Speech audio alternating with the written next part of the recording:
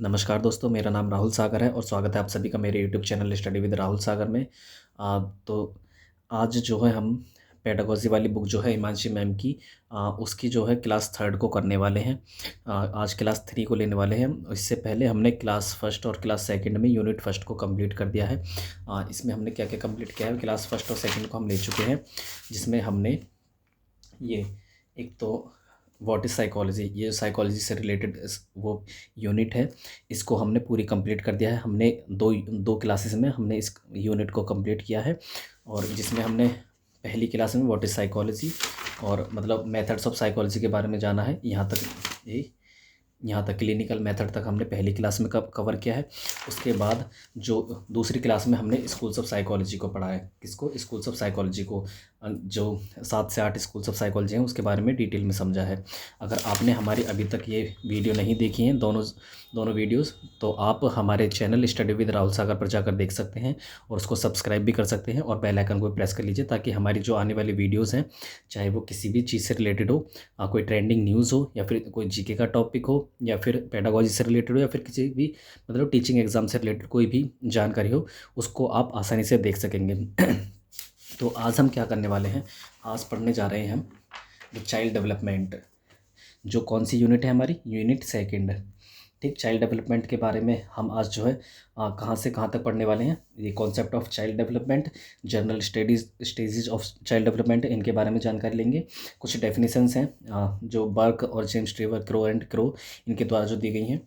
उसके बाद child development and growth के बारे में डिटेल में समझेंगे। कुछ मेजर काइंड्स ऑफ डेवलपमेंट है और एरियाज ऑफ डेवलपमेंट के बारे में समझने जाएंगे। और जो मेजर काइंड्स हैं, जो फिजिकल, कॉग्निटिव और सोशल और इमोशनल, ये इन चारों के बारे में जो डिटेल में जानने की कोशिश करेंगे। क्योंकि ये जो किसी भी टीचिंग एग्ज़ाम के पॉइंट ऑफ व्यू से बहुत ही इंपॉर्टेंट है। कौन कौन से ये मेजर काइंड ऑफ डेवलपमेंट जो है, फिजिकल, कॉग्निटिव और सोशल और क्या, इमोशनल, ये 4 टाइप्स हैं जो मेन ही हैं। जो एग्ज़ाम में, हर एक एग्ज़ाम में कोई ना कोई टॉपिक इस यूनिट से आ ही जाता है, चाहे वो केवीएस हो, रीट हो, DSSS भी हो, सुपर टेट हो, मतलब टीचिंग का कोई भी एग्ज़ाम हो, ये इस यूनिट से, जो चाइल्ड डेवलपमेंट की यूनिट जो शुरू होने वाली है, इस यूनिट को भाई कुछ ना तो 4 से 5 नंबर का हर किसी टीचिंग एग्ज़ाम में आ ही जाता है। इसलिए ये जो यूनिट है ये बहुत ही इंपॉर्टेंट है। मैं इस यूनिट के बारे में बता दूं तो इस यूनिट में कौन कौन से चैप्टर आते हैं बता देते हैं, एक सेकेंड। जैसे इस चाइल्ड डेवलपमेंट में influence of heredity and environment, मतलब हेरिडिटी और एनवायरनमेंट का क्या रोल होता है एक बच्चे के विकास में। इकोलॉजिकल मॉडल है यूरी ब्रॉन फैन ब्रीनर का, उसके बारे में हम डिस्कस करेंगे। जीरोम ब्रूनर्स की जो कॉग्निटिव डेवलपमेंट की थ्योरी है उसके बारे में भी जानेंगे। प्याजे, वाइगोस्की और कोहलबर्ग, ये जो तीनों हैं, ये तो भाई मतलब कह सकते हैं ये तो मतलब पूछ ही जानिए, कंपलसरी हैं। मतलब ये तीनों जो थ्योरीज़ हैं, cognitive development, social culture approach और जो कोहलबर्ग की मोरल डेवलपमेंट की थ्योरी है, इससे तो क्वेश्चन बनना ही बनना है। ये तीनों जो थ्योरी हैं, मतलब इनसे जो 4 से 5 क्वेश्चन आ ही जाते हैं। ठीक, उसके बाद में Piaget's theory of moral development, प्याजे की थ्योरी है मोरल डेवलपमेंट से रिलेटेड। उसके बाद थ्योरी ऑफ अटैचमेंट है बाय जॉन बॉल्बी के द्वारा। तो चाइल्ड डेवलपमेंट की जो ये यूनिट है, इसमें जो ये सारे टॉपिक हैं इनको हम पढ़ने वाले हैं।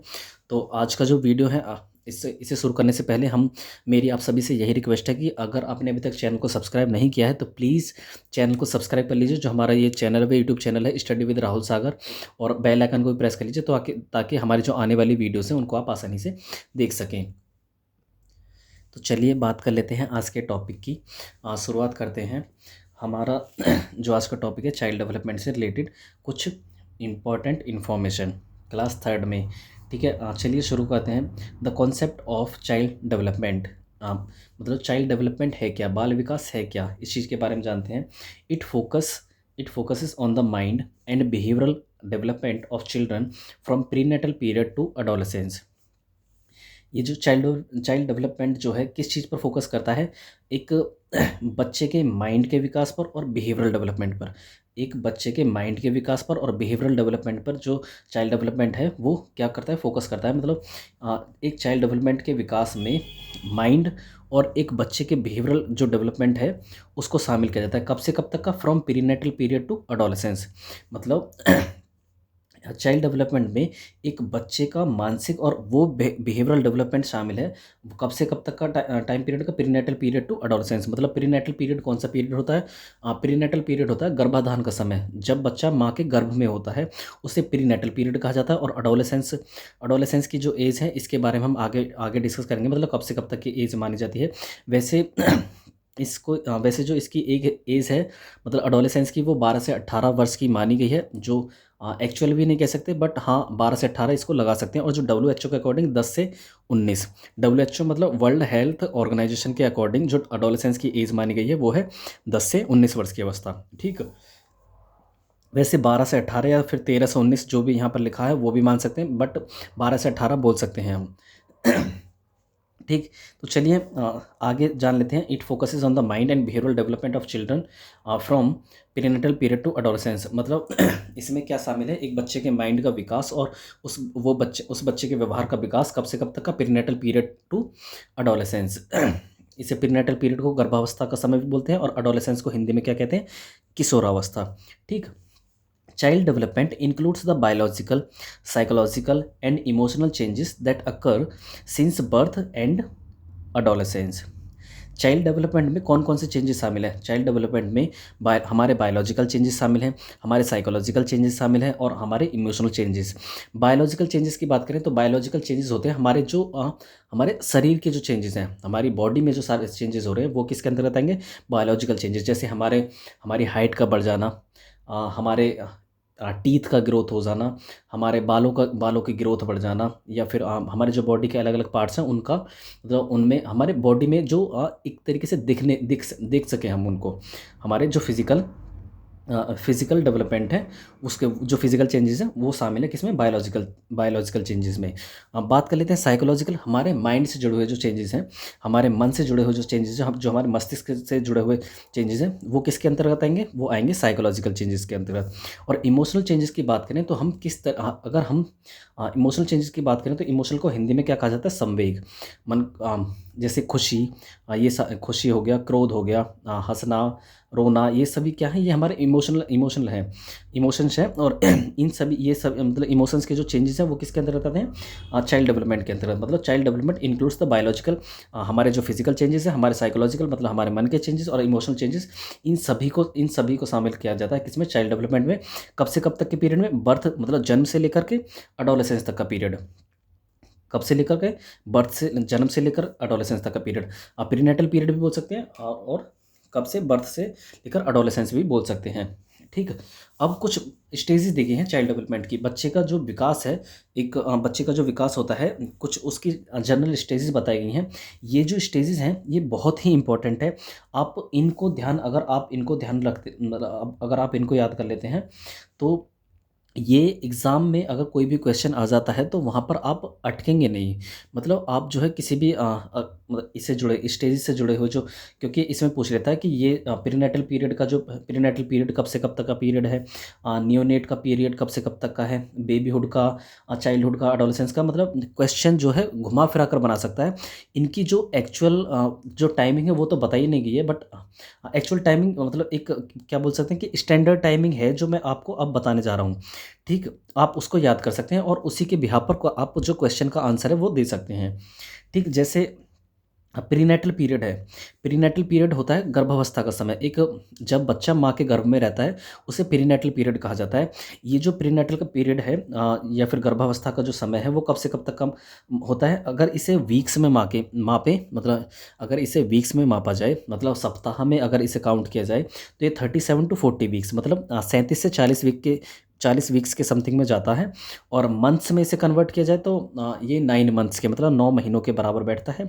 अगर इसे डेज़ में कन्वर्ट किया जाए तो डेज़ ये होते हैं मतलब 280 डेज़ के समथिंग होते हैं। कब? कौन सा पीरियड? प्रीनेटल पीरियड, मतलब गर्भावस्था का जो समय होता है वो 37 to 40 वीक्स, मंथ्स में 9 मंथ्स और डेज़ में 280 डेज़ होता है।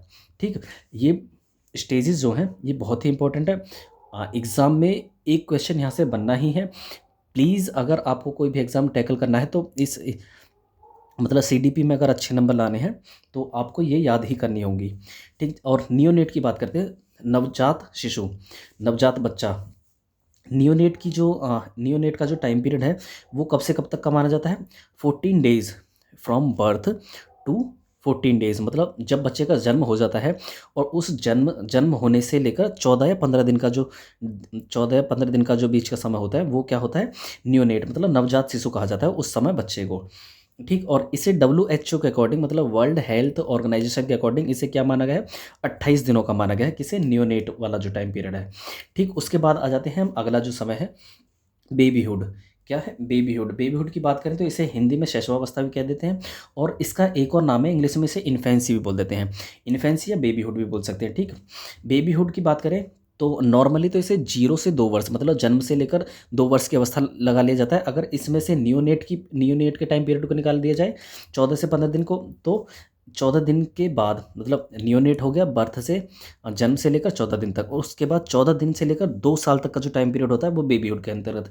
हालांकि अगर आपके पास अगर कोई क्वेश्चन आ जाए कि इन्फेंसी का टाइम पीरियड बताइए, अगर वहाँ पर लिखा हो 0 से 2, 2 से 6, 6 से 8 और 8 से 12, तो वहाँ पर आप 0 से 2 वर्ष की अवस्था में जाएंगे। ऐसा नहीं कि अगर, मतलब कि आप नियोनेट की तरफ से कि यहाँ से तो क्योंकि 0 से 2 वर्ष में तो नियोनेट की व्यवस्था भी आ गई, तो आप वहाँ पर नहीं जाएंगे, क्योंकि ये थोड़ा बहुत जो है एयर फेयर चल जाता है।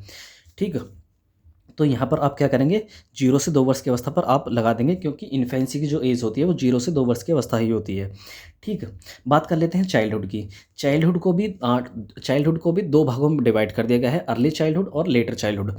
ठीक है, किसे? चाइल्डहुड को, जिसे हिंदी में हम बाल्यावस्था भी कह देते हैं।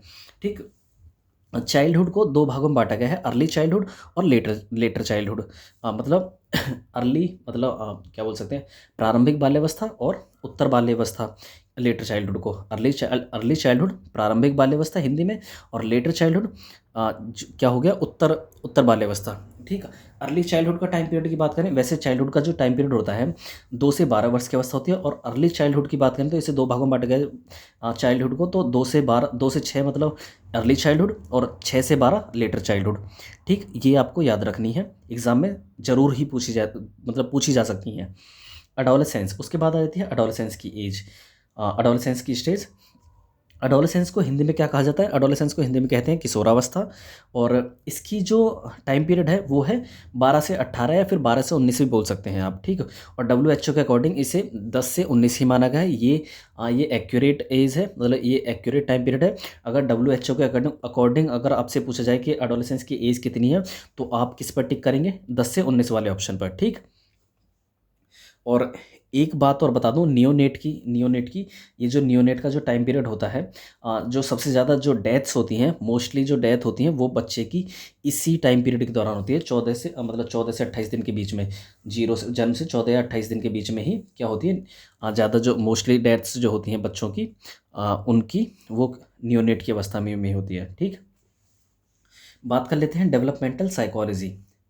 Developmental psychology include the entire life span of an individual.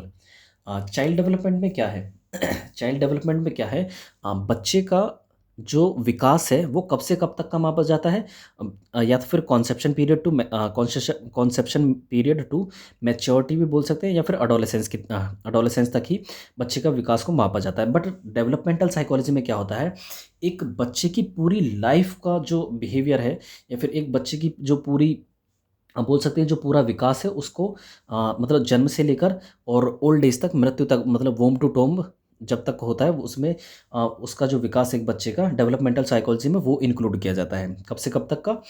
अ, जन्म से मृत्यु तक का। बट अगर बात करें चाइल्ड डेवलपमेंट की, तो चाइल्ड डेवलपमेंट में बच्चे का जो विकास है वो कब से कब तक का मापा जाता है? पेरीनेटल पीरियड टू अडोलेसेंस, या फिर इसे कॉन्सेप्शन टू मैच्योरिटी भी बोल सकते हैं, मतलब गर्भाधान के समय से लेकर मैच्योरिटी के टाइम पीरियड तक। ठीक, और अगर इसे हिंदी में बात करें तो गर्भाधान के समय से लेकर किशोरावस्था भी बोल सकते हैं, और अडोलेसेंस भी आप बोल सकते हैं। ठीक, बात कर लेते हैं कुछ डेफिनेशंस की। जैसे डेफिनेशंस दी गई हैं यहाँ पर बर्क के अकॉर्डिंग। क्या है? बर्क के अकॉर्डिंग डेफिनेशन है, बाल विकास मनोविज्ञान की एक ऐसी शाखा है जिसमें व्यक्ति की जन्म पूर्व अवस्था से परिपक्वावस्था तक होने वाले सभी परिवर्तनों को स्पष्ट किया जाता है।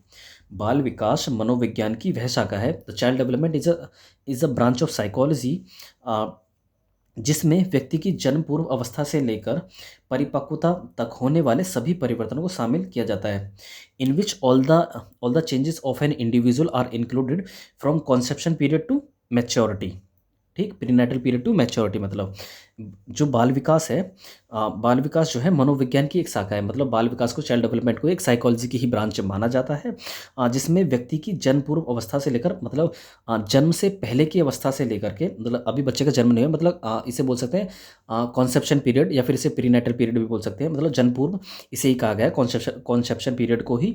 और मैच्योरिटी मतलब अडोलेसेंस, अडोलेसेंस के समथिंग में जो एज है वो बच्चे के अंदर जो मैच्योरिटी खूब अच्छे से आ जाती है, अच्छी आ जाती है, मतलब बच्चा जो है मैच्योर हो जाता है। अडोलेसेंस मतलब 12 से 18 की एज जो है, ठीक, इसे बोल सकते हैं। हाँ, मतलब जन्म पूर्व अवस्था से लेकर परिपक्व अवस्था तक जो होने वाले सभी चेंजेस हैं उनको स्पष्ट किया जाता है। बर्क की जो परिभाषा है वो ये कहती है कि बाल विकास जो है मनोविज्ञान की एक शाखा है, जिसमें व्यक्ति की जन्म पूर्व अवस्था से लेकर परिपक्व अवस्था तक होने वाले सभी सभी चेंजेस को शामिल किया जाता है। मतलब प्रीनेटल टू मैच्योरिटी क्या है, चाइल्ड डेवलपमेंट का ही एक, चाइल्ड डेवलपमेंट को इसमें मतलब चाइल्ड डेवलपमेंट को शामिल किया गया है प्रीनेटल पीरियड टू मैच्योरिटी की तरफ, बर्क के अकॉर्डिंग। फिर उसके बाद आ जाते हैं जेम्स ड्रीवर। जेम्स ड्रीवर कहते हैं बाल मनोविज्ञान, बाल मनोविज्ञान मनोविज्ञान की वह शाखा है जिसमें जन्म से परिपक्वता तक विकसित हो रहे मानव का अध्ययन किया जाता है। मतलब वो कहते हैं, ये कहते हैं प्रीनेटल पीरियड, बर्क कहते हैं प्रीनेटल पीरियड टू मैच्योरिटी, मतलब जब तक बच्चा मैच्योर नहीं हो जाता। और जो जेम्स ड्रीवर हैं वो कहते हैं बाल बाल मनोविज्ञान मनोविज्ञान की वह शाखा है जिसमें जन्म से परिपक्वता तक, मतलब इन्होंने बात की थी, बर्क ने बात की थी जन्म से पहले की, मतलब गर्भाधान के समय से लेकर मैच्योरिटी तक की। और जेम्स ड्रीवर कहते हैं कि जन्म से लेकर के परिपक्वता तक, मतलब जन्म बर्थ टू मैच्योरिटी, बर्क कहते हैं कि कॉन्सेप्शन टू मैच्योरिटी, और जेम्स ड्रीवर कहते हैं बर्थ टू मैच्योरिटी, मतलब जन्म से लेकर के मैच्योरिटी तक, और बर्क कहते हैं गर्भाधान के समय से लेकर मैच्योरिटी तक। ठीक, जो सभी चेंजेस हैं वो शामिल किए जाते हैं किसमें, चाइल्ड डेवलपमेंट में। और ये चाइल्ड डेवलपमेंट किसकी ब्रांच है, मनोविज्ञान की, मतलब साइकोलॉजी की ही एक ब्रांच है। ठीक, क्रो एंड क्रो, ये अगले ये अगले ऑथर हैं जिन्होंने ये डेफिनेशन दी है। जब बाल मनोविज्ञान वह मनोवैज्ञानिक अध्ययन है जो व्यक्ति के विकास का अध्ययन गर्भकाल के प्रारंभ से किशोरावस्था की प्रारंभिक अवस्था तक रहता है। बाल मनोविज्ञान, क्रो एंड क्रो कहते हैं जो बाल मनोविज्ञान वह मनोवैज्ञानिक अध्ययन है जो व्यक्ति के विकास का अध्ययन गर्भकाल, मतलब इन्होंने कहा कि कॉन्सेप्शन पीरियड टू अडोलेसेंस तक का जो टाइम पीरियड माना है वो किसने माना है, क्रो एंड क्रो ने। किसने, क्रो एंड क्रो ने जो है कॉन्सेप्शन पीरियड टू अडोलेसेंस का माना है, किसका, बाल विकास का जो समय है। इनको तीनों को अगर एक साथ जानने की कोशिश करें तो यहाँ पर लिख दिया है। जैसे बर्क कहते हैं कॉन्सेप्शन पीरियड टू मैच्योरिटी में, मतलब कॉन्सेप्शन पीरियड टू मैच्योरिटी में जो सारे चेंजेस शामिल होते हैं वो उन्हें चाइल्ड डेवलपमेंट का पीरियड, उन्हें चाइल्ड डेवलपमेंट कहा जाता है। और जो जेम्स ड्रीवर कहते हैं वो बर्थ टू मैच्योरिटी, मतलब जन्म से लेकर मैच्योरिटी तक का जो टाइम पीरियड है वो चाइल्ड डेवलपमेंट का पीरियड है। और क्रो एंड क्रो के according conception period to adolescence का जो टाइम पीरियड है वो चाइल्ड डेवलपमेंट का पीरियड है। ठीक, एक साइकोलॉजिस्ट हैं जिनका नाम है पेस्टलॉजी। क्या है, पेस्टलॉजी एक व्यक्ति रहे हैं, एक बहुत ही बड़े मनोवैज्ञानिक रहे हैं, एक साइकोलॉजिस्ट रहे हैं। उनका कहना क्या है, उन्होंने जो है सबसे पहले बाल विकास का मनोवैज्ञानिक विवरण प्रस्तुत किया। इन 18th century, pestalozzi first of all presented psychological explanation of child development। मतलब 18th सेंचुरी में पेस्टलॉजी नाम के एक जो मनोवैज्ञानिक हैं उन्होंने सबसे पहले साइकोलॉजिकल एक्सप्लेनेशन चाइल्ड डेवलपमेंट का प्रस्तुत किया था। मनोवैज्ञानिक जो विवरण प्रस्तुत किया था सबसे पहले किसी ने किया था, मतलब पेस्टलॉजी नाम के एक व्यक्ति ने, जो बहुत ही बड़े साइकोलॉजिस्ट रहे हैं। और इनकी एक बुक है the psychology study of mind. क्या है, साइकोलॉजी स्टडी ऑफ माइंड, इनकी एक बुक है पेस्टलॉजी की। इस बुक को आप याद रख सकते हैं, ये किसी भी एग्जाम में पूछी जा सकती है। ठीक, और जो आप इसके बारे में भी याद रख सकते हैं कि जो पेस्टलॉजी ने सर्वप्रथम बाल विकास का जो मनोवैज्ञानिक विवरण प्रस्तुत किया था वो सबसे पहले किसने किया था, पेस्टलॉजी ने किया था। ठीक, बात कर लेते हैं चाइल्ड डेवलपमेंट एंड ग्रोथ की। Child development and growth, child development और ग्रोथ की बात करें, चाइल्ड डेवलपमेंट मतलब बाल विकास और वृद्धि, बाल विकास और बाल वृद्धि। ठीक, इसे हिंदी में कहेंगे डेवलपमेंट। डेवलपमेंट में मेंटल, कॉग्निटिव, फिजिकल, इमोशनल और इंटेलेक्चुअल मैच्योरिटी शामिल है किसमें, डेवलपमेंट में। ग्रोथ की बात करें तो weight and size of body and its parts किस में शामिल है, ग्रोथ में। डेवलपमेंट की बात करें तो डेवलपमेंट में एक व्यक्ति के सभी एस्पेक्ट से जुड़े हुए चेंजेस शामिल हैं। जैसे मेंटल हो गया, मेंटल मतलब हमारी जो मानसिक मतलब मानसिक जो डेवलपमेंट है, मेंटल डेवलपमेंट है मतलब हमारा रीजनिंग करने की क्षमता हो गई, तर्क मतलब रीजनिंग तर्क करने की क्षमता हो गई, प्रॉब्लम सॉल्विंग की क्षमता हो गई, थिंकिंग करने की क्षमता हो गई, ये सभी किस में आएंगे, हमारे मेंटल स्ट्रक्चर में, कॉग्निशन में आएंगे। ठीक है, मेंटल मतलब कॉग्निशन से बोल सकते हैं, कॉग्निशन मतलब माइंड हमारा दिमाग, और मेंटल भी हमारा मेंटल स्ट्रक्चर मतलब हमारा माइंड का स्ट्रक्चर। ठीक। फिजिकल चेंजेस जैसे हमारे बॉडी के किसी भी पार्ट में चेंजेस, जैसे मैंने बताया था पहले कि हमारी आँखों का बड़ा हो जाना, मतलब कुछ भी आँखों का बोल सकते हैं कि हमारी जो फिजिकल चेंजेस है, जैसे हमारी हाइट का बढ़ जाना, बालों का ग्रोथ हो जाना, या फिर हमारी हाइट बढ़ जाना, और आ, बोल सकते हैं कि एक तरीके से हमारे जो बॉडी में जो सारे डेवलपमेंट होते हैं, एक तरीके से जिन्हें हम देख सकते हैं, वो किसके अंतर्गत आएंगे, वो फिजिकल डेवलपमेंट के अंतर्गत आएंगे। ठीक। इमोशनल चेंजेस जैसे ये सभी इमोशंस आ जाना, जैसे क्रोध, हंसना, रोना, अ, हँसना, रोना, या फिर दुःख वगैरह, ये सारी चीज़ें जो हैं किसके अंतर्गत आ जाएंगे, ये इमोशनल चेंजेस के अंतर्गत आ जाएंगे। और इंटेलेक्चुअल हमारी जो बौद्धिक क्षमता है उसका विकास हो जाना किसके अंतर्गत आएगी, ये डेवलपमेंट में सारे ये सभी पहलू शामिल हैं, जैसे mental, cognitive, physical, emotional maturity और इंटेलेक्चुअल मैच्योरिटी। ठीक। ये किस में शामिल है, डेवलपमेंट में। बट ग्रोथ की बात करें तो ग्रोथ जो है, ग्रोथ केवल एक ही एस्पेक्ट को लेती है, मतलब ग्रोथ में केवल एक ही एस्पेक्ट शामिल है डेवलपमेंट का, वो है फिजिकल एस्पेक्ट। ठीक है, मतलब weight and size of body and its parts, मतलब हमारे बॉडी का जो वेट बढ़ जाना या फिर बॉडी का साइज बढ़ जाना, ये किसके अंतर्गत आता है, ग्रोथ के अंतर्गत आता है। ठीक। और जो ग्रोथ है वो डेवलपमेंट का ही हिस्सा है। ठीक, क्या है, ग्रोथ डेवलपमेंट का हिस्सा है।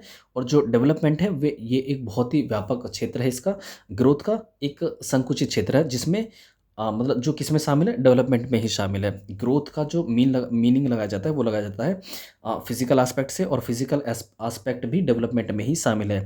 डेवलपमेंट में मेंटल, कॉग्निशन, फिजिकल, इमोशनल सारे चेंजेस शामिल आ जाते हैं बच्चे के, चाहे बच्चे के संज्ञान से जुड़ा हुआ हो, चाहे बच्चे के फिजिकल चेंजेस हों, चाहे बच्चे के इमोशनल चेंजेस हो, ये इंटेलेक्चुअल चेंजेस हो, वो किसके अंतर्गत आ जाते हैं, वो आते हैं डेवलपमेंट के अंतर्गत। बट बात करें ग्रोथ की तो ग्रोथ के अंतर्गत केवल फिजिकल एस्पेक्ट ही आते हैं, जिनको हम देख सकते हैं, मतलब देख सकते हैं, माप सकते हैं, और क्या बोल सकते हैं एक तरीके से मतलब एक तरीके से बॉडी के साइज और वेट में परिवर्तन होना ही क्या है, ग्रोथ है। और ग्रोथ भी किसका हिस्सा है, डेवलपमेंट का हिस्सा है, मतलब विकास का हिस्सा है, किसका, विकास का हिस्सा है ग्रोथ। बात कर लेते हैं मैच्योरिटी की। हाँ, बात कर लेते हैं मैच्योरिटी की। मैच्योरिटी जो है वो हाईली रिलेटेड टू हेरिडिटी, मतलब ये हमारी आनुवंशिकता, हेरिडिटी की बात करें तो आनुवंशिकता जो मतलब जो माँ बाप से जो मिले गुण हैं हमें, वो किसके अंतर्गत आएंगे, जैसे जीन्स वगैरह जो होते हैं वो हमारे हेरिडिटी ही होती है, जो हमें बिना कुछ किए अपने माँ बाप से मिल जाते हैं। जैसे अगर हमारे माँ बाप का जो कलर ब्राउन था या फिर कुछ भी हो सकता है, तो वो हमारा भी कलर ब्राउन होना, वो क्या है, एक तरीके से हेरिडिटी है। क्या है, हेरिडिटी है। किसी के माँ बाप की हाइट लंबी है और उसका बच्चा भी उसकी हाइट लंबी है, तो वो क्या है, उसकी हेरिडिटी है, मतलब उसको जीन्स जो है अपने माँ बाप से ट्रांसफ़र होकर उसको उस बच्चे को मिले हैं। ठीक। तो मैच्योरिटी जो है ये हाईली रिलेट करती है किससे, हेरिडिटी से। मतलब एक बच्चे की जो मैच्योरिटी है वो किससे रिलेट करती है, ज़्यादातर हेरिडिटी से। ठीक। और जेनेटिक्स मतलब जीन्स जो बोल सकते हैं।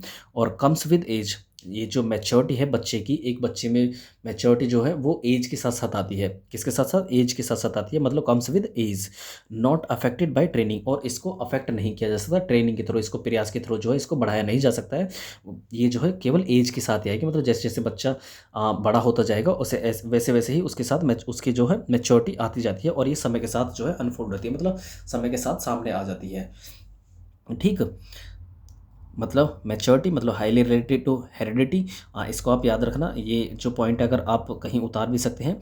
Maturity highly related to heredity या जेनेटिक्स बोल सकते हैं। इट कम्स विद एज, ये एज के साथ आती है। नॉट अफेक्ट बाय ट्रेनिंग, और इसके थ्रू इसको ट्रेनिंग के थ्रू या फिर इसे अभ्यास के थ्रू क्या है, इसको अफेक्ट नहीं किया जा सकता।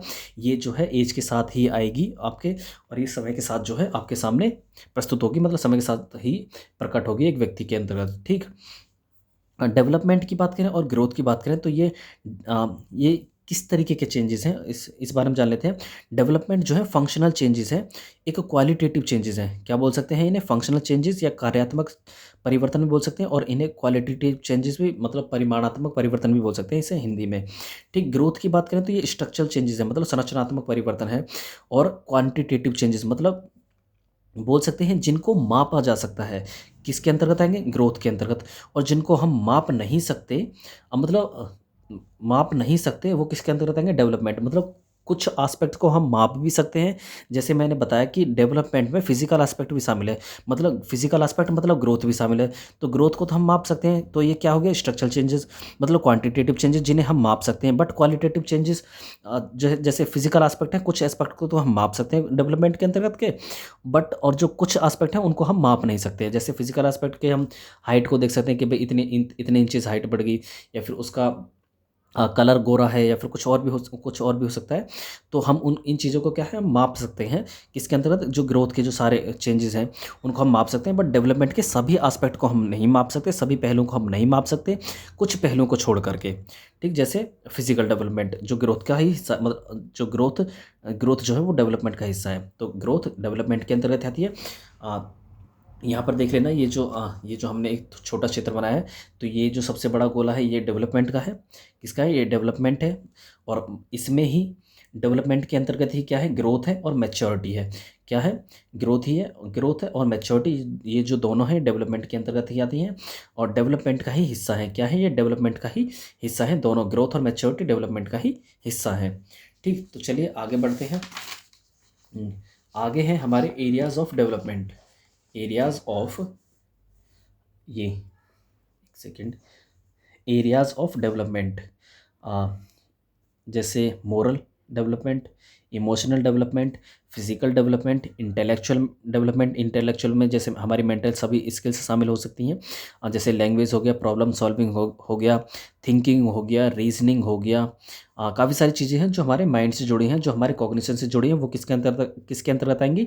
वो आएंगी इंटेलेक्चुअल डेवलपमेंट के अंतर्गत। और ये किस में शामिल है? ये डेवलपमेंट में शामिल है, जैसे मोरल, इमोशनल, फिजिकल, इंटेलेक्चुअल और सोशल। ये सभी चेंजेस किसके अंतर्गत शामिल है? ये डेवलपमेंट के अंतर्गत शामिल है। ठीक। अब बात कर लेते हैं मेजर काइंड्स ऑफ डेवलपमेंट। जो मेजर काइंड्स हैं जिनसे जो एग्जाम में क्वेश्चन बनते ही हैं, वो कौन कौन से हैं? वो हो गए मेजर काइंड्स ऑफ डेवलपमेंट। ये 4 टाइप्स हैं। ये दोनों जो हैं, मतलब ये जो चारों हैं, ये एक दूसरे से रिलेट भी करते हैं, मतलब एक दूसरे पर निर्भर भी हैं और एक दूसरे से जुड़े हुए भी हैं। क्या? इंटररिलेटेड है और इंटीग्रेटेड भी हैं, एक दूसरे से जुड़े हुए भी हैं और एक दूसरे पर निर्भर भी हैं। ठीक। तो ये 4 टाइप्स जो हैं वो कौन से हैं? ये जो 4 टाइप्स हैं वो हैं फिजिकल, कॉग्निटिव और सोशल और इमोशनल। क्या क्या है? फिजिकल, कॉग्निटिव, सोशल और इमोशनल, ये 4 टाइप्स हैं जो मेजर काइंड ऑफ डेवलपमेंट है, मतलब मुख्य प्रकार हैं किसके? विकास के। ठीक। इन्हें हम याद भी रख सकते हैं किससे? PCSE से। फिजिकल, कॉग्निटिव, सोशल और इमोशनल, ये जो चारों हैं ये एक दूसरे से इंटर रिलेटेड हैं और इंटीग्रेटेड हैं और एक दूसरे को इफेक्ट भी करते हैं। ठीक। एक दूसरे पर प्रभाव भी डालते हैं। फिजिकल डेवलपमेंट में हमारा मोटर स्किल्स का डेवलपमेंट शामिल है, और कॉग्निटिव डेवलपमेंट में हमारी थिंकिंग, रीजनिंग, मेंटल स्किल्स ये सभी शामिल है। जो हमारे संज्ञान से जुड़ी हुई सारी चीज़ें हैं, वो चेंजेस हैं, वो सभी शामिल हैं किसके अंतर्गत? कॉग्निटिव डेवलपमेंट के अंतर्गत। सोशल डेवलपमेंट की बात करें तो उसमें मोरालिटी, अडेप्टेशन, हम किस तरीके के जो सोशल वैल्यूज़ हैं, जो हमारा कल्चर है, वो किस तरीके से हम अडेप्ट करते हैं, वो किसके अंतर्गत शामिल आएगा? वो होगा सोशल डेवलपमेंट के अंतर्गत। और इमोशनल की बात करें तो लव, एंगर, फियर, ये मतलब प्यार हो गया, स्नेह हो गया, एंगर मतलब क्रोध हो गया, भय, ये जो है ये सभी किसके अंतर्गत आते हैं? मतलब ये जो है हमारे एक प्रकार के इमोशंस हैं और इमोशंस डेवलपमेंट के अंतर्गत ही आते हैं। ठीक। बात कर लेते हैं ये जो है अफेक्ट करते हैं एक दूसरे को। ठीक। बात कर लेते हैं फिजिकल डेवलपमेंट की। यहाँ पर हम डिटेल में समझेंगे इन चारों ये जो मेजर काइंड्स ऑफ डेवलपमेंट है, फोर टाइप्स ऑफ डेवलपमेंट, मतलब जो मेजर काइंड है उनको हम समझेंगे। जो पहला है फिजिकल डेवलपमेंट। क्या है?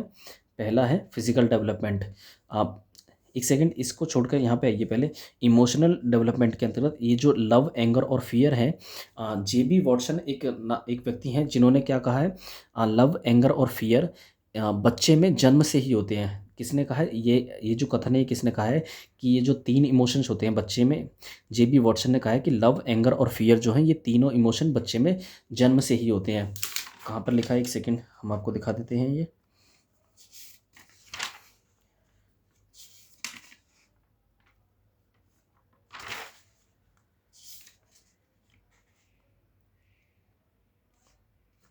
रहा। एक सेकंड, ये जो हमने बिहेवियरिज्म से जुड़े हुए हैं, जो व्यवहारवाद के जनक कहे जाते हैं, जो जे बी वॉटसन है, इन्होंने कहा है कि three emotions from birth, fear, anger and love. जो जे बी वॉटसन कहते हैं कि बच्चे में तीन इमोशंस जन्म से ही होते हैं, मतलब जन्म के साथ ही पैदा लेकर ही होते हैं ये तीन, फियर, एंगर और लव। ठीक। और इनका एक फेमस कथन ये भी है कि give me a dozen healthy infants and I can make them whatever policeman थी। मतलब इनका कहना है कि मुझे अगर आप एक दर्जन बच्चे दें, इन्फेंट्स दें, तो मैं उनको जो चाहूँ वो बना सकता हूँ, चोर, पुलिस या कुछ भी, वॉट एवर। ठीक। चलिए आ जाते हैं अपने वही उसी टॉपिक पर, फिजिकल डेवलपमेंट पर। तो बात कर लेते हैं। पहला जो डेवलपमेंट है, जो पहला काइंड है डेवलपमेंट का, the first major kind of development is physical development. The changes in size, shape and physical maturity of the body including physical abilities and coordination। क्या? The changes in size, shape and physical maturity of the body including physical abilities and coordination. Changes in size मतलब हमारे size में change होना। देखते हैं कि समय के साथ जो है एक बच्चे की बॉडी में परिवर्तन आते आते जाते हैं। पहले बच्चा मतलब उसका साइज़ चेंज होता है, उसकी हाइट बचपन में छोटी रहती है, फिर उसके बाद धीरे धीरे जैसे वो ग्रो करता जाता है, उसकी साइज़ जो है वो बड़ी होती जाती है, उसकी शेप भी चेंज हो जाती है, उसकी आइज़ की शेप, उसका फेस का जो फेस की जो शेप होती है वो भी चेंज हो जाती है कुछ हद तक, जब जब वो धीरे धीरे बड़ा होने लगता है। तो ये सभी किसके अंतर्गत शामिल है? ये फिजिकल डेवलपमेंट के अंतर्गत शामिल है। फिजिकल मैच्योरिटी मतलब अगर आप कहें तो फिजिकल मैच्योरिटी इस चीज़ के अंतर्गत आती है, जैसे छोटा बच्चा है, कोई 5 साल का बच्चा है, तो वो क्या करे, 4 या 2-3 साल का बच्चा जो है अपने हाथों को सही से जो है एक तरीके से उनको जो है एक तरीके से यूटिलाइज नहीं कर पाएगा। यूटिलाइज मतलब कहने का मतलब है कि वो उनसे जो है अच्छी तरीके से काम नहीं कर पाएगा। बट फिजिकल मैच्योरिटी जैसे जैसे वो धीरा होता चला जाएगा, तो वो जो है उन हाथों के थ्रू वो अच्छे से काम करने लगेगा। इसी को फिजिकल मैच्योरिटी कहा जाएगा। Physical maturity of the body including physical abilities, उसके उसके शरीर के द्वारा जो की गई क्षमता है, मतलब जैसे धीरे धीरे छोटे बच्चे को अगर कहा जाए फिजिकल एबिलिटीज़ मतलब उसके शरीर के द्वारा जो कार्य करने की क्षमता है वो भी क्या होगी, वो फिजिकल डेवलपमेंट के अंतर्गत आएगी। फिजिकल एबिलिटीज़ बोल सकते हैं कि एक तरीके से अगर हम जैसे कोई व्यक्ति है, मतलब व्यक्ति क्या, कोई बच्चा है, वो शुरुआती दौर में क्या है, वो अच्छे से चल नहीं पाता है, बट जैसे जैसे वो बड़ा होता चला जाता है वो फिर चलता भी है। पहले घुटनों के थ्रू चलना सीखेगा, फिर उसके बाद धीरे धीरे वो अपने पैरों पर खड़ा होना सीखेगा, उसके बाद क्या है धीरे धीरे वो चलना सीखेगा, दौड़ना सीखेगा। ठीक। ये क्या होगी? फिजिकल एबिलिटीज़, ये फिजिकल मैच्योरिटी बोल सकते हैं इसे। और फिजिकल एबिलिटीज़ उसके कार्य करने की जो क्षमता है, वो पहले कुछ नहीं कर पाता था, बट धीरे धीरे वो क्या वो कुछ काम को कर पाएगा, मतलब किसी भी काम को कर पाएगा। जिन कामों को वो शुरुआती दौर में नहीं कर पाता था, वो धीरे धीरे जो है वो उन कामों को कर पाएगा। ये फिजिकल एबिलिटीज़ के अंतर्गत आएगा। मतलब जो हमारे कार्य करने की क्षमता जो शुरुआती दौर में, जो बचपन में नहीं होती है, तो वो हम धीरे धीरे क्या है, हमारे अंदर वो एबिलिटीज़ आती रहती हैं, वो फिजिकल डेवलपमेंट के अंतर्गत ही आएगा। और कोऑर्डिनेशन की बात करें, जो हमारे शरीर के जो सभी अंग होते हैं, उनको एक तरीके से एक समग्र रूप से उनके द्वारा उनके थ्रू कोई काम करना। जैसे कढ़ाई बुनाई का, हम दोनों कढ़ाई अगर करें, जैसे लेडीज़ को काम होता है कढ़ाई या फिर बुनाई वगैरह करना, या फिर कुछ और वर्क वर्क करना, मतलब शरीर के जो सभी अंग होते हैं एक दूसरे से, मतलब जैसे ये उंगलियां हैं, ये हाथ है, पैर हैं, मतलब हाथ और पैरों का मतलब एक साथ से यूज़ कर पाना, ये क्या आएगा? फिजिकल कोऑर्डिनेशन के अंतर्गत हमारे शरीर के सभी अंगों का समन्वय, मतलब जब हम सभी अंगों के साथ, जो शरीर के सभी अंग हैं उनके उनको एक साथ मिला करके काम करेंगे, तो वो किसके अंतर्गत आएगा? ये फिजिकल कोऑर्डिनेशन के अंतर्गत आएगा। ठीक है। बात कर लेते हैं मोटर स्किल्स के बारे में। मोटर स्किल्स जो हैं, ये इनको जो है दो भागों में डिवाइड किया गया है, ग्रॉस मोटर स्किल्स और fine motor skills. Gross motor skills जो हैं, the larger movements with his और हर आर्म्स, लेग्स, फिट और एंटायरली बॉडी। मतलब ग्रॉस मोटर स्किल्स में वो सभी स्किल्स आएंगी, वो सभी कौशल आएंगे हमारे, वो सभी वर्क आएंगे, आ, जो हमारी बॉडी के थ्रू, जो जो हमारे लार्जर मूवमेंट होते हैं, जो बड़े बड़े मूवमेंट होते हैं, जैसे फॉर एग्जांपल आर्म्स के थ्रू, आर्म्स मतलब पूरे हाथ जिनके थ्रू हम काम करते हैं, आ, पूरे आर्म्स के थ्रू कोई कोई वर्क करना, लेग्स के थ्रू कोई वर्क करना, अपने पैरों के थ्रू कोई काम करना, हम मतलब जिसमें हमारी पूरी बॉडी शामिल हो, जैसे जंपिंग करना, जंप करना, रनिंग भी किस में आएगा? ये ग्रॉस मोटर स्किल्स में आएगा। फाइन मोटर स्किल्स की बात करें तो हमारे जिनमें हमारी छोटी छोटी जो मसल शामिल हैं, वो किसके अंतर्गत आएगा? वो फाइन मोटर स्किल्स में आएगा। ग्रॉस मोटर स्किल्स में वो सभी स्किल्स आएंगे जो हम अपनी बड़ी बड़ी मसल्स के द्वारा कर पाते हैं, जैसे दौड़ना हो गया, उछलना कूदना, ये सभी क्या है? इसमें जो है ग्रॉस मोटर स्किल्स में हमारी बड़ी बड़ी मसल्स शामिल है। बट फाइन मोटर स्किल्स की बात करें तो the coordination of small muscles movements like usually synchronisation of hands and fingers. मतलब बोल सकते हैं कि जो हमारी छोटी छोटी मसल्स का एक तरीके से यूज़ कर पाना, क्या है? ये फाइन मोटर स्किल्स के अंतर्गत आएगा। जैसे कढ़ाई या बुनाई का काम करना जो है, इसमें क्या है? हमारी उंगलियां यूज़ होती हैं। अगर मान के चलें, अगर हम बुनाई का काम लेकर चलें, तो उसमें क्या है? हमारे केवल हाथ ही शामिल है, और जो हाथ की छोटी छोटी मसल्स हैं, जो उंगलियों की मसल्स हैं, वो ही शामिल है। तो हमारी छोटी छोटी मसल्स का काम जो है वो किसके अंतर्गत है? ये फाइन मोटर स्किल्स के अंतर्गत आएगा। और बात करें ग्रॉस मोटर स्किल्स की, जिसमें हमारी बड़ी बड़ी मसल्स शामिल है, जैसे जंपिंग करना, दौड़ना, या फिर कोई जिमिंग करना, या फिर डांस करना, ये सभी क्या है? किसके अंतर्गत आएगा? ये ग्रॉस मोटर स्किल्स के अंतर्गत आएगा। ग्रॉस मोटर स्किल्स को क्या हिंदी में क्या कहा जाता है? स्थूल गतिक कौशल। और फाइन मोटर स्किल्स को हिंदी में कहा जाता है सूक्ष्म गतिक कौशल। ठीक, तो फाइन मोटर स्किल्स मतलब जिनके छोटी छोटी छोटी मसल्स के थ्रू कोई काम करना, और ग्रॉस मोटर स्किल्स मतलब बड़ी बड़ी मसल्स के थ्रू कोई काम कर पाना। ठीक, बात कर लेते हैं। और जो डायरेक्शन की बात करें, मोटर स्किल्स का जो डेवलपमेंट होता है, वो ग्रॉस टू फाइन जाता है। कहने का मतलब है कि सबसे पहले जो विकास होगा बच्चे का, वो ग्रॉस मोटर्स का होगा, उसके बाद जो है फाइन मोटर्स का होगा। ठीक, पहले बच्चा जो है क्या होगा? पहले बच्चे की बड़ी बड़ी मसल्स का विकास होगा, फिर उसके बाद जो है फाइन मोटर्स का मतलब छोटी छोटी मसल्स का विकास होगा। ठीक, पहले जो है बच्चा अपनी बड़ी बड़ी मसल्स का उपयोग करना सीखेगा, उस उनका यूज़ करना सीखेगा। देखा होगा अपने, कभी एक बच्चे को लेटे हुए देखा होगा, तो वो क्या करता है? अपने पैरों को हिलाता है, अपने हाथों को हिलाता है, पूरी तरीके से अपनी पूरी बॉडी को मूव करता है। बट वो धीरे धीरे क्या करता है? धीरे धीरे जो है अपने हाथों पर भी कंट्रोल करने लगता है, अपने पैरों पर भी कंट्रोल करने लगता है। मतलब उन पर जो कंट्रोल, अपनी पूरी बॉडी पर उसका कंट्रोल हो जाता है। उसके बाद जो, और जिसे क्या कहा जाता है? Fine motor skills development. ठीक, ये जो मोटर स्किल्स का जो डेवलपमेंट है, ये ग्रॉस टू फाइन जाता है। मतलब पहले बड़ी मसल, उसके बाद जो छोटी छोटी मसल्स पर उसका जो कंट्रोल है वो होता है। ठीक, जैसे यहाँ पर दिया भी गया है एग्जांपल, ड्राइंग स्विंग जो है वो किसके अंतर्गत आएगा? ये फाइन मोटर स्किल्स के अंतर्गत। ठीक, इसके कुछ एग्जाम्पल भी दिए गए हैं, जैसे ग्रॉस मोटर स्किल्स के अंतर्गत क्या आएगा? रनिंग आएगा, मतलब दौड़ना आएगा। जंपिंग मतलब जंप मारना, कूदना टाइप। ठीक है। होपिंग मतलब रस्सी कूदना भी वो किसके अंतर्गत आएगा? ग्रॉस मोटर स्किल्स के अंतर्गत, क्योंकि इस रस्सी कूदने में क्या है? हमारी पूरी बॉडी जो है मूव कर रही है। ठीक, हमारी बॉडी के जो ग्रॉस मोटर्स हैं, जो बड़ी बड़ी मसल्स हैं, उनका यूज़ हो रहा है। ठीक, स्विमिंग मतलब तैरना जो है, उसमें भी हमारी पूरी बॉडी जो है एक तरीके से समग्र रूप से काम कर रही है। डांसिंग में भी क्या है? हमारी पूरी जो बॉडी है, वो एक तरीके से वर्क करती है। ठीक, फाइन मोटर की बात करें तो फाइन मोटर के जो एग्जांपल हैं वो है निटिंग मतलब बुनाई, वीविंग मतलब कढ़ाई, स्विंग सिलाई, राइटिंग, पेंटिंग। इनमें क्या है? हमारी छोटी छोटी मसल शामिल है। जैसे मैं यहाँ पर लिख रहा हूँ, तो इसमें क्या है? मेरा केवल हाथ ही वर्क कर रहा है, तो हाथों की जो छोटी छोटी मसल्स हैं वो उनके थ्रू काम चल रहा है। ठीक, तो ये किसके अंतर्गत आएगा? ये आएगा फाइन मोटर स्किल्स के अंतर्गत। ठीक, निटिंग मतलब बुनाई वगैरह करना, कढ़ाई करना, सिलाई करना, और पेंटिंग वगैरह। पेंटिंग में क्या होता है?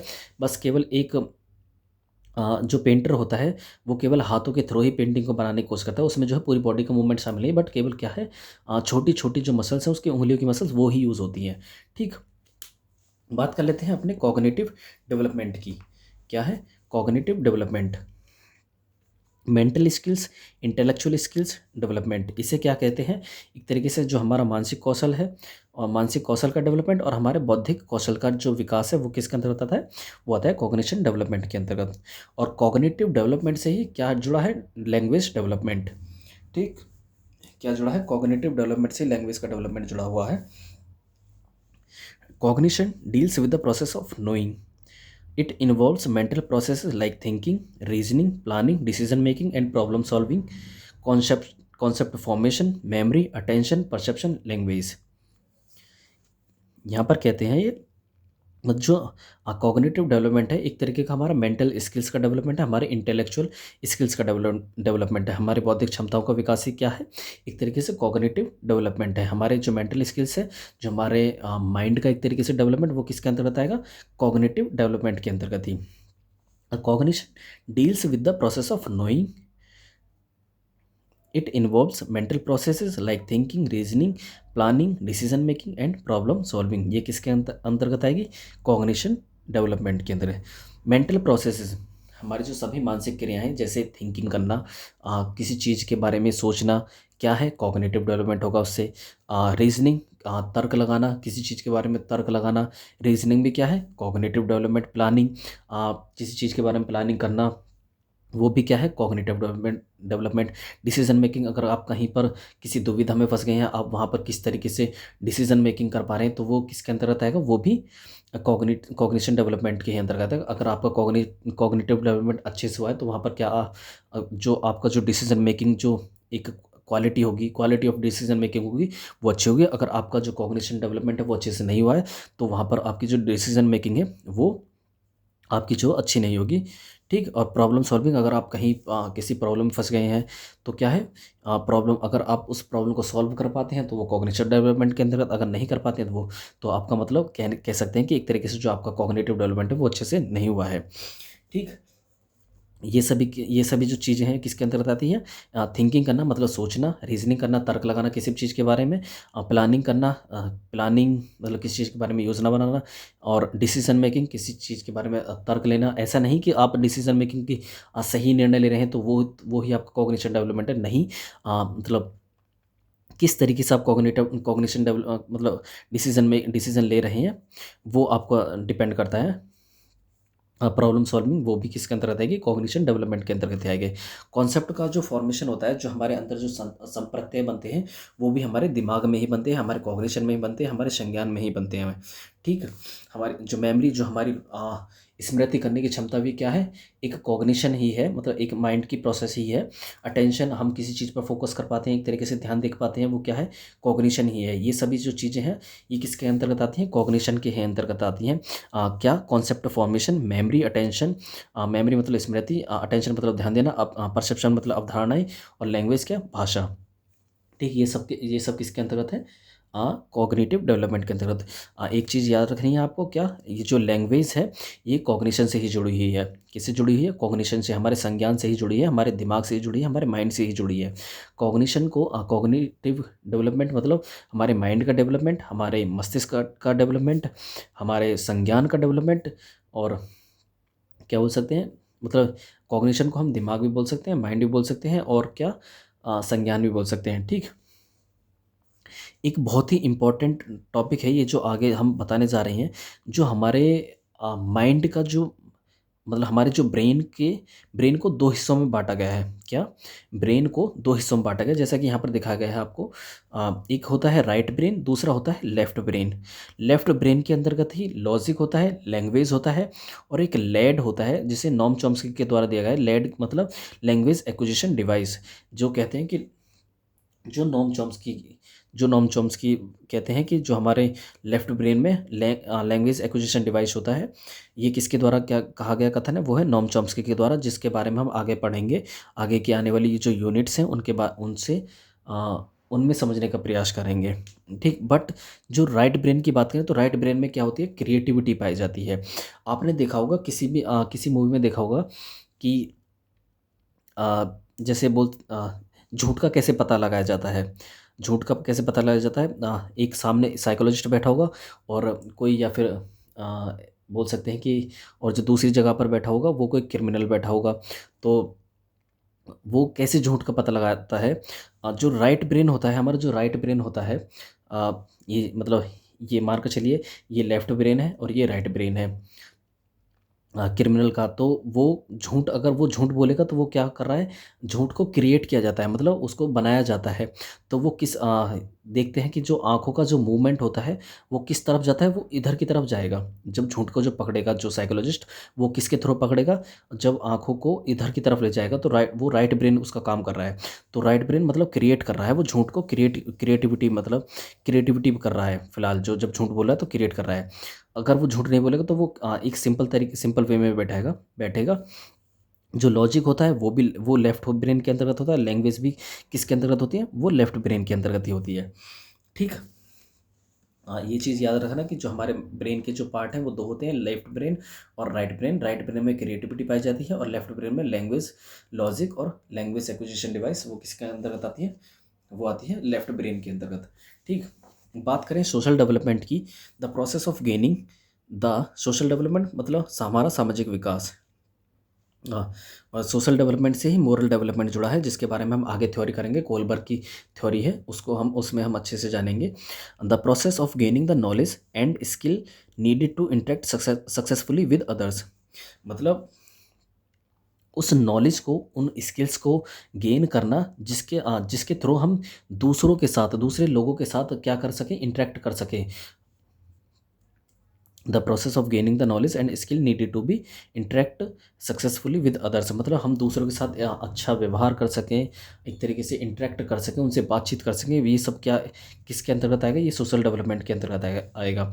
एक्टिव मेंबर्स कोऑपरेट कोलैबोरेट, मतलब एक्टिव, एक समाज का एक एक्टिव मेंबर बन सकें। वो सभी वैल्यूज़ आ जाना हमारे अंतर्गत, और वो सभी स्किल्स आ जाना हमारे अंतर्गत, जिससे कि हम एक समाज में क्या बन सके, एक एक्टिव मेंबर बन सके। तो ये किसके अंतर्गत आएगा, ये आएगा सोशल डेवलपमेंट हो जाना। ठीक। कोऑपरेट कर सकें, लोगों के साथ कोऑपरेट कर सकें, कोलैबोरेट कर सकें,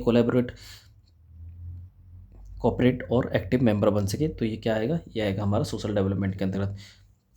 एरिस्टोटल का एक कथन है, man is a social being, ये आपको याद रख सकते हैं। ठीक। बात कर लेते हैं अगले डेवलपमेंट की, emotional development. Feeling and emotional responses to event, मतलब अपनी फीलिंग्स को शो कर पाना किसी घटना के प्रति, या अपने इमोशंस को शो कर पाना किसी घटना के प्रति, वो क्या है, हमारा इमोशनल डेवलपमेंट के अंतर्गत आएगा।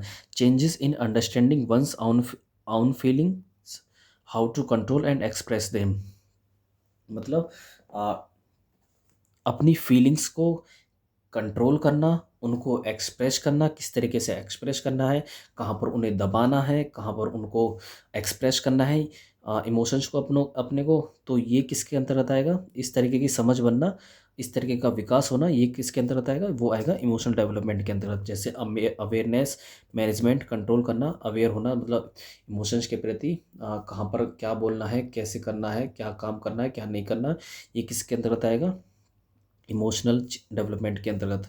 और मैनेज करना अपने इमोशंस को, कहाँ पर रोना है, कहाँ पर हंसना है, कहाँ पर क्या करना है, मतलब ये सभी चीज़ जो है, रोना, हंसना, क्रोध, कहाँ पर क्रोध करना है, ये सभी किसके अंतर्गत आएंगे, ये आएंगे हमारे इमोशनल डेवलपमेंट के अंतर्गत।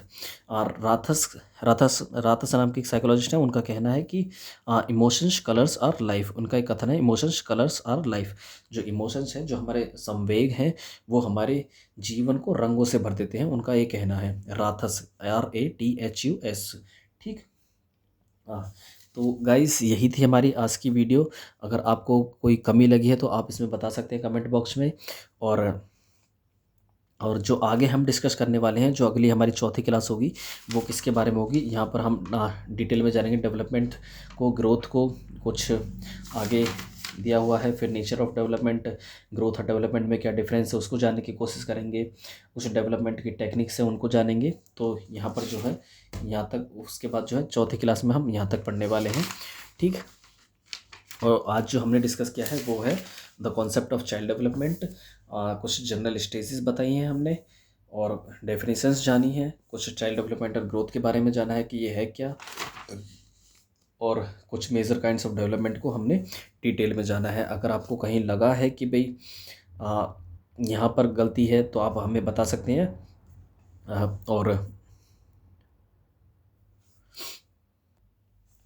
और मेरी आप सभी से यही रिक्वेस्ट है कि अगर आपने अब तक चैनल को सब्सक्राइब नहीं किया है तो प्लीज़ चैनल को सब्सक्राइब कर लीजिए और बेल आइकन को भी प्रेस कर लीजिए, ताकि हमारी जो आने वाली वीडियो है वो आसानी से आपको मिल सके। हमारा एक ही मोटिव है गाइस कि हम सीखें और सिखाएं, हम कुछ आपसे सीखें और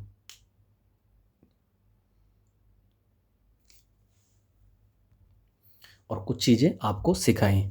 तो चलिए, यही थी आज की हमारी वीडियो। Thanks for watching.